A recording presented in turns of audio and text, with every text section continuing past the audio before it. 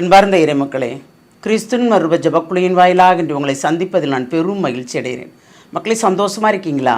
நிறைவாக இருக்கீங்களா? மகிழ்ச்சியாக இருக்கீங்களா? மன அமைதியாக இருக்கீங்களா? மக்களே, மகிழ்ச்சியும் மன அமைதியும் இறைவன் தந்த பெரிய கொடை இல்லையா? அதை நாம் கரெக்டாக நம்மில் பதிய வைத்து கொண்டு ஒவ்வொரு நாளும் சந்தோஷமாக நாம் இருப்பது தான் அவர் கொடுத்த கொடையின் அர்த்தம். இன்று அவர் நமக்கு என்ன இறைவார்த்தை தருகிறார் பார்ப்போமா? திருத்தூதர் பவுல் எபேசியருக்கு எழுதிய திருமுகம், அதிகாரம் 1, இறைவார்த்தை 7-10 முடிய. கிறிஸ்து இரத்தம் சிந்தி தம் அருவளத்திற்கேற்ப நமக்கு மீட்பளித்துள்ளார். இம்மீட்பால் குற்றங்களிலிருந்து நாம் மன்னிப்பு பெறுகிறோம். அந்த அருளை அவர் நம்மில் பெருகச் செய்து அனைத்து ஞானத்தையும் அறிவுத்திறனையும் தந்துள்ளார். அவர் தமது திருவுளத்தின் மறைபொருளை நமக்கு வெளிப்படுத்தியுள்ளார். இது கிறிஸ்து வழியாக கடவுள் விரும்பி செய்த தீர்மானம். கால நிறைவில் விண்ணுள்ளவை மண்ணிலுள்ளவை அனைத்துமே கிறிஸ்துவின் தலைமையில் ஒன்று சேர்க்க வேண்டும் என்ற திட்டமே அம்மறைபொருள். Praise the Lord.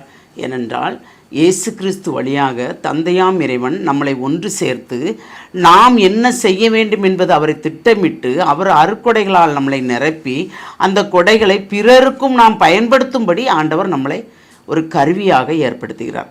அப்போ நாம் அவருக்கு தந்தை மகன் தூய் ஆவி மூவரின் திட்டத்தை அறிந்து அவர் சொல்கின்றதை அனைத்தையும் கேட்டு அவர் வெளிப்படுத்தி கொண்டு உணர்த்துவதை அனைத்தையும் நாம் அறிந்து அதற்கேற்ற பாத்திரமாக நாம் செயல்படும் போது தான் நமக்கு எல்லாமே நிறைவாக இருக்கிறது இல்லையா?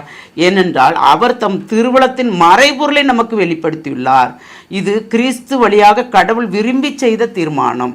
அப்போ இயேசு கிறிஸ்துவின் மூலமாக தான் நமக்கு எல்லாமே கிடைக்குது இல்லையா? ஏனென்றால் அவருடைய திரு ரத்தம் தான் நம்மளை பாவத்திலிருந்து மீட்குது, நம்மளை வழி நடத்துகிறது. அவருடைய திரு ரத்தம் நம்மளை செயல்படுத்துகிறது. எல்லா நிலையிலும் அவருடைய திரு ரத்தம் நம்மளை தூய்மைப்படுத்துகிறது.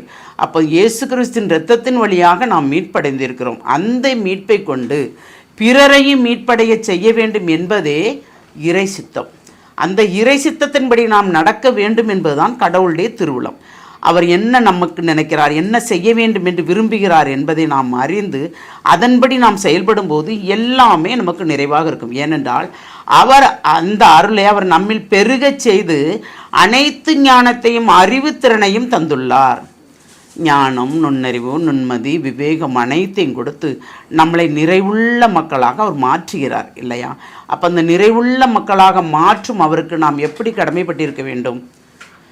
நாம் பிறரை அவரில் நிறைவாக கொண்டு வர வேண்டும் என்றால், அவருடைய திருவுளத்தின்படி அவர் திருவுளப்படி நாம் நடக்க வேண்டும் என்றால் நாமும் தூய்மையாக இருக்க வேண்டும், பிறரையும் தூய்மைப்படுத்த வேண்டும். இதுதான் இறை சித்தம் இல்லையா?